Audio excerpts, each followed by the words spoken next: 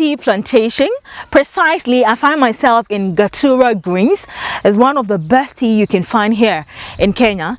And I'm going to be having an interesting conversation with the tour host to tell me more about what you would experience as someone who is coming from a different country to learn about tea cultivation, how to taste tea, the basic information you need to know, even though it goes beyond that. But if you want to know more, you definitely have to visit Kenya and learn more about what we see here. But behind me is the field.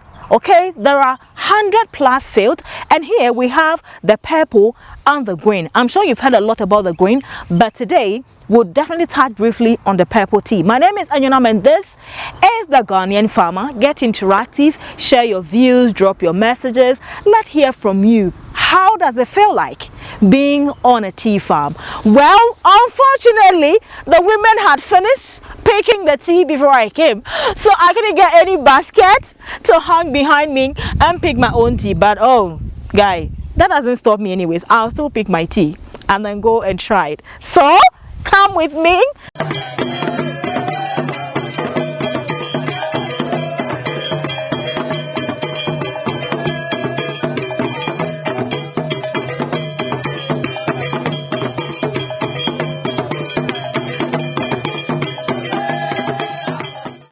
I always get excited when I'm about to have conversations with women who are playing key roles in agriculture.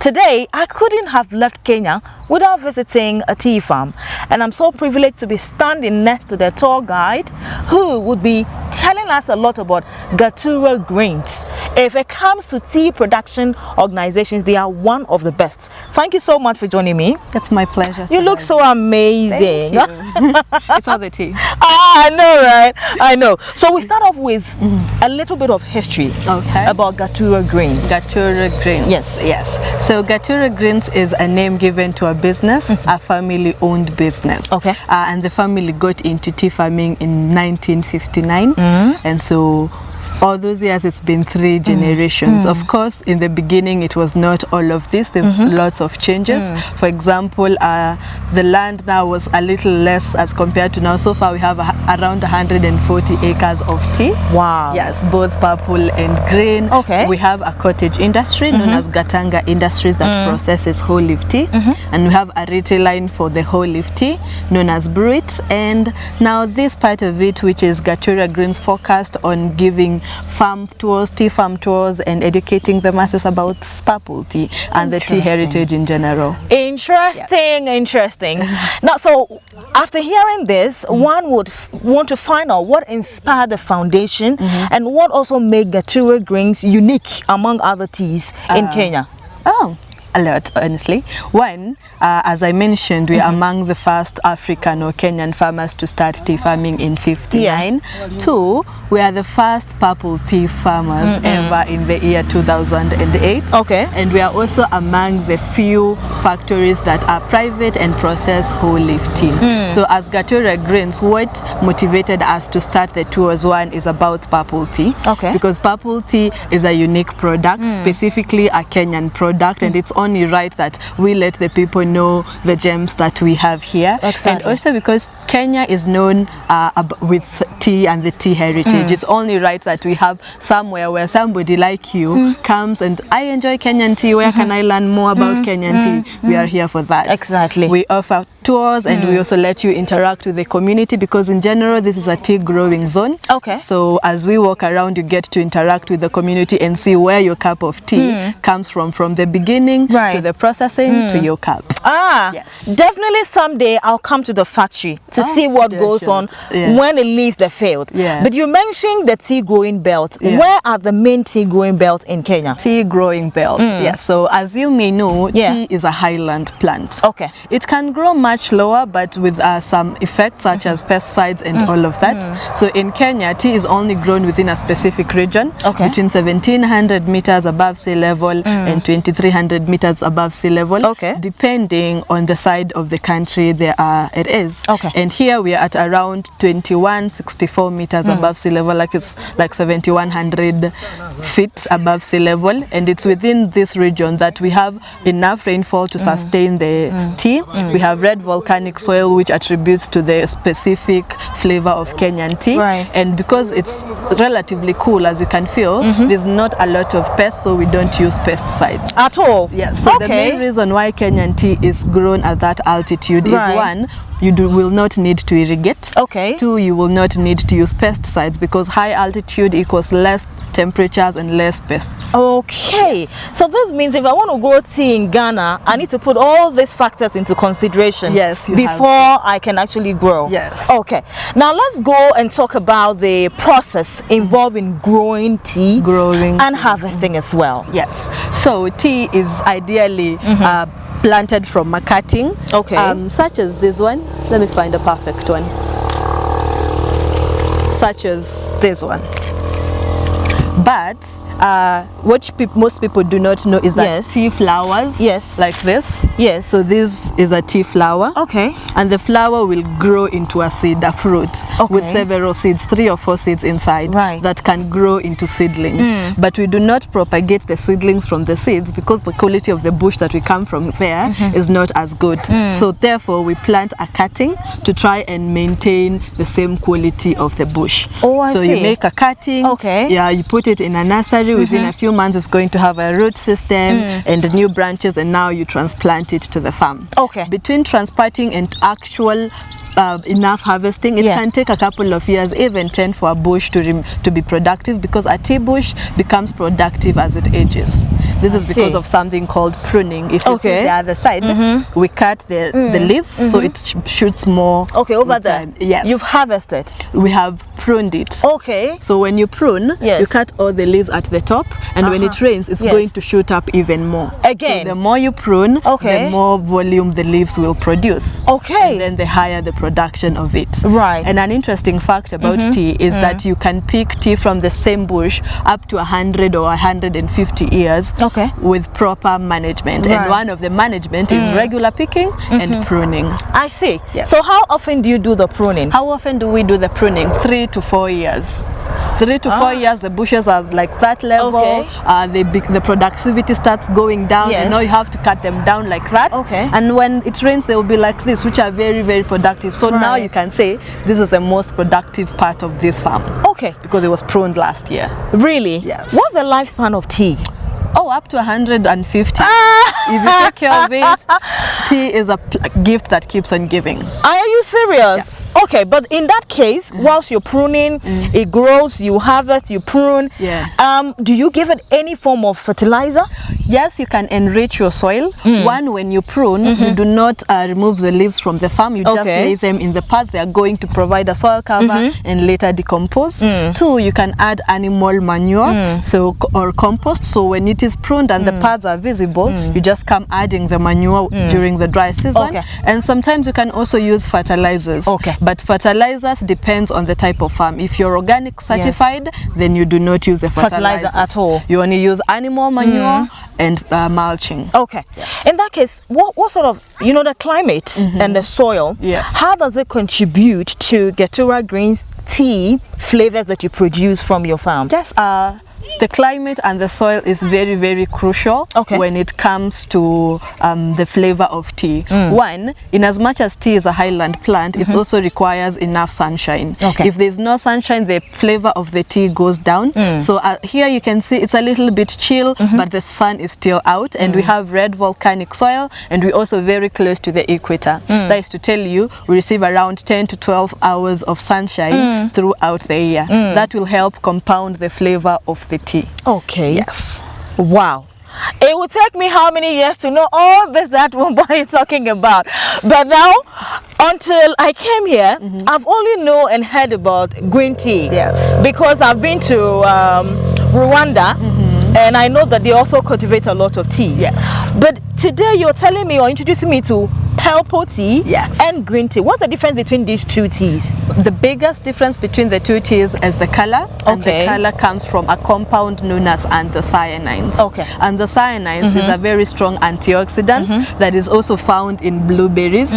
But the comparison of anthocyanin concentration in purple tea is 1 times 1.5 more than that in blueberries. Okay. Yes. And the anthocyanins is what makes purple tea a very precious product. Okay. Yes. So among these two, which one is in high demand in the market? In high demand, one, blueberries only grow in certain parts of the world, right, and that is not our part of the world. Okay. So here in purple tea, then it definitely rains more. Oh, I see. Yes. Interesting.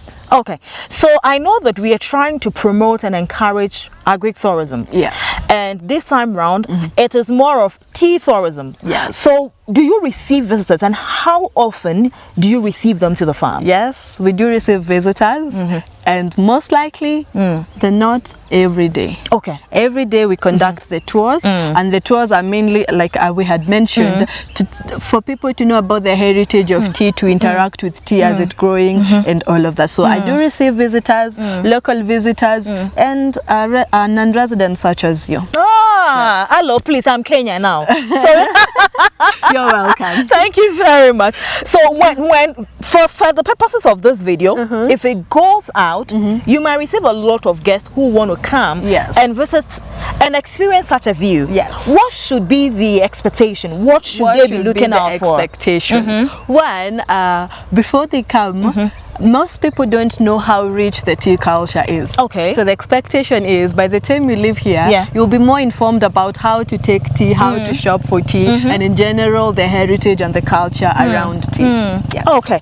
There are a lot of people. I can see women, you know, is it plucking or harvesting? Picking, yes. Picking. Or plucking. Okay. Yes. So I can see them picking and all that. How does Gatura Greens involve the tradition, the culture, and the people in what you do? How do you know, intertwine all of that? Gatura Greens as the tours entity interact seamlessly with the community around here, because one, the workers in our farms are all people from this society. Even on the tour bit, the catering and all of that are people from the community. And when the visitors come here, they are not in isolation. Okay. You're allowed to interact with the community, learn with the community, and all of that. So we are part of parcel of the community, because this is home. Okay. Yes, it is not a foreign entity that came here. It is just our home that is converted into a tour destination. Okay. Yes. Now, among women and men, how many, or which of them is more? Is it women or the men? In the picking? Yes. Mostly it is the women, but even the men do.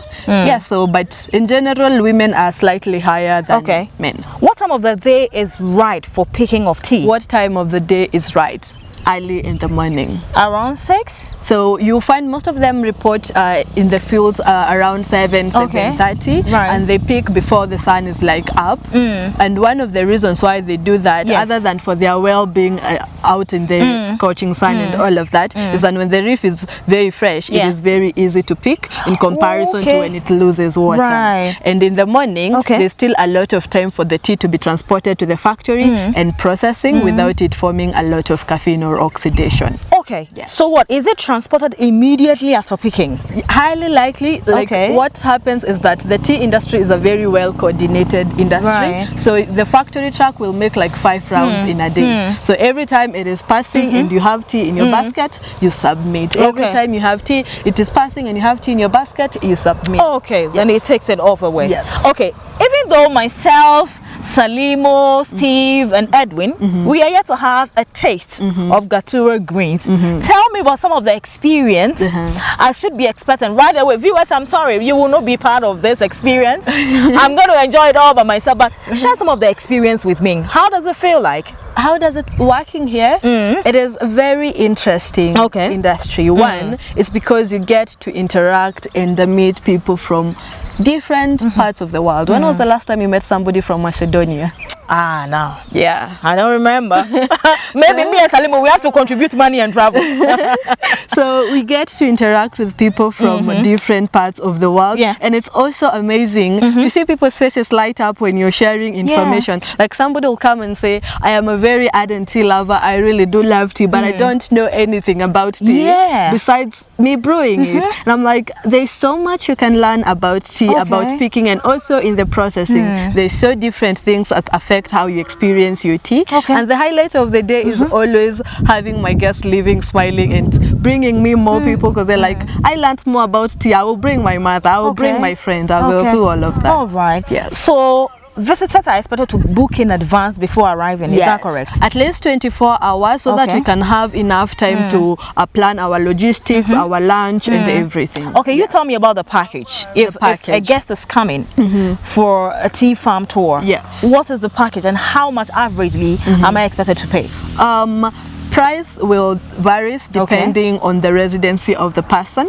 So currently the current rates are $4,200 for a Kenyan, $49.50 for a resident, and $45 for a non-resident.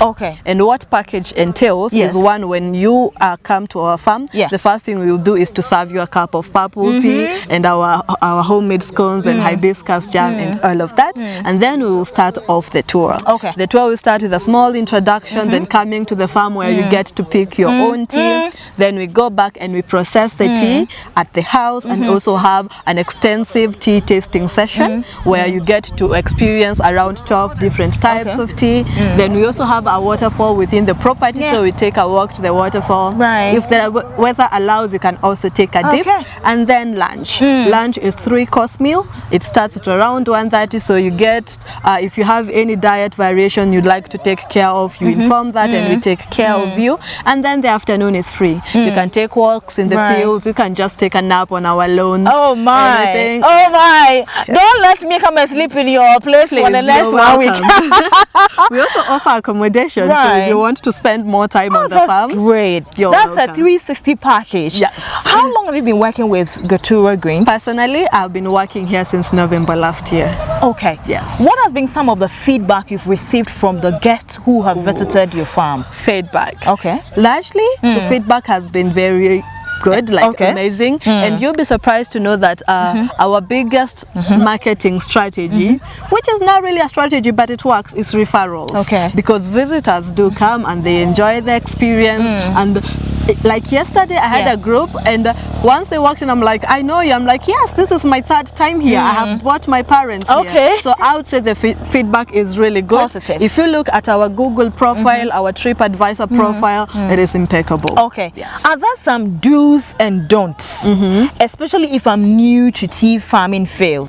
That, because looking at this, you know, as I'm telling you, I'm so scared because I'm just scared of tripping and going. What are some of the do's and don'ts if you visit a tea farm? If as a visitor, I think the do's is do not wander outside of what the guide has offered you. We don't have a lot of restrictions. If it's working, if it's to the farm, if you want to take videos and all of that, if you want to pick an avocado, it's okay. We do not have a lot of restrictions, but of course we, like any other person, would require some human decency, common decency, but we don't have a lot of restrictions. What are some of the plans for expansion beyond what we are saying now? Well, maybe by the time you come next year, we will have more room for accommodation. We will have added more features to our tour. As you can see, the terrain is very beautiful. Who knows, maybe we might introduce something exciting like zip lining or no, but all of that is in the pipeline. I would not give like a solid yes, we will do this by then, but there's definitely plans to make the experience even more interesting. So agrotourism is one thing that everybody is pushing across the African country. You are trying to sell your culture, your tradition, everything that has to do with agriculture. How do you see it evolving in Kenya, and what role is Gatura Greens playing in that? One of the reasons why agritourism is something that needs to be empowered is there's so much to Kenya other than the safari and animals. Yes, the animals are a large part of our heritage, but our culture is too. For example, if you go by the world statistics about tea and coffee consumption, you will know that Kenya is highly ranked because of high quality and all of that. So what agritourism does is to bring you in to come see our way of life, how we produce these products that we sell to you outside the country, and you get to appreciate. The next time you're having your cup of tea, I'm pretty sure you're going to appreciate even more after you see all the work that goes into producing a good cup of tea. So it is all about appreciating our culture and also putting our country more on the map other than what people are used to. Are there any challenges associated with tea farming? Yes, of course, especially with the marketing and all of that, but that would be a different sector altogether. Yes, and for example, with the rains, with unpredictable rains and all of that, that means the productivity of the farms will also go low. be unpredictable. Okay. Yes. All right. So in terms of value addition, where do you market your tea beyond Kenya? Do we have it in Ghana yet? I'm not sure. You should Maybe come to you should Ghana. be our ambassador. Yes, of course. You should come to Ghana. Yes, but again, most of our tea, like in most Kenyan tea, it is exported. Okay. Kenyans have a very rich tea culture, but it's we also have a lot of production. Okay. We cannot consume as much as we produce. Right. So we have what we consume as a nation, but most of it is exported. Okay. And for now, as Gatura Greens, we export almost all over the world because we get guests from all over the world, and when they are out there, we get orders from them. Okay. Yes. What do you personally enjoy as somebody working on a tea field, or as a tour guide to a lot of people who come around to see what you're doing here? Amazing. One is because I love tea, and tea is a really deep culture, and I get to impact people who I interact with about the knowledge that I have about tea, and I don't think there's anything greater other than sharing what you have as it is. And also, like I mentioned, you get to interact with most people from different parts of the world. That means someone somewhere in Russia, somewhere in Nigeria, in Ghana knows about purple tea and tea growing in Kenya, and that is a good impact because it is that way that we will continue growing and the information will spread out there. Okay. Yes. Now, when you go to other farms, you see them weeding and all that. Does it mean, because the way you people plant this tea, how do you weed? You don't weed, you only do, you only cut the top, right? Do you weed? Not quite, because when you're planting tea, you plant the rows 1 meter apart. But as you can see, when the bushes grow older, the top thickens. Exactly. And that does not allow anything to grow underneath. Okay. Maybe a space like this which is open, and when you're picking, you would just uproot the weeds and let them dry. But ideally, you do not need to weed tea. Okay. Yes, because underneath them, nothing can grow. All right. Yes. And why do we have a lot of trees in between the field? It doesn't have any impact on the field? It has. Okay. And most of these trees, as you can see from up there, are different varieties of avocado trees. Yes. And there's this which we call the southern silky oak or Grevillea robusta. Right. One of the reasons we intercrop is to provide shade to the teas during the sunny season. Two, to act as windbreakers. As you can see, the tea bushes are very low-lying, so you will need tall structures to break the wind. Right. And also because avocados somehow help balance the soil, and that and allows the tea to make the most out of the tea. Okay. Yes. All right. So it's okay for me to have an avocado plant on my tea field? Yes, totally fine. I see. Yes. All right. So beyond what I have heard today, is that enough for me to start a tea farm, or I need more? You definitely need more. There is just 1% of tea farming. Right. Like we said, tea is a very intricate plant. There's a specific way you need to take care of it. And as tea growers in Kenya, there are regulations that are issued by the government, how you should take care of your tea and all of that. For example, if you spray your tea or use insecticide and pesticides on your tea, you cannot sell your tea in the Kenyan market. Okay. Yes. So there are strict guidelines that as a tea farmer you need to follow for your tea to be sold as part of our product. Right. Yes. Okay, so viewers, that's a very interesting, insightful conversation with Wambui. Hey, you know she's Gertrude, but she doesn't want the Gertrude. Nah, she wants Wambui.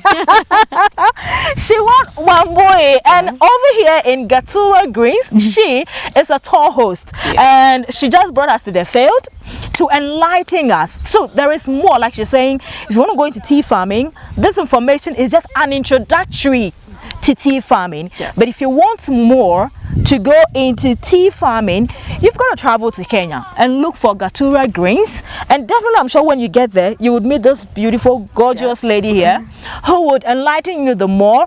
And the promise is, when we come back next, we'll definitely go to the factory. Yes. I hope we are permitted. Yes. So we get to see the process of the value addition, the packaging, and everything that goes into the tea you enjoy home. But right from here, we are going to her residence to go and have a feel a taste and of that tea. This Is a Ghanaian farmer. My name is Kenyan.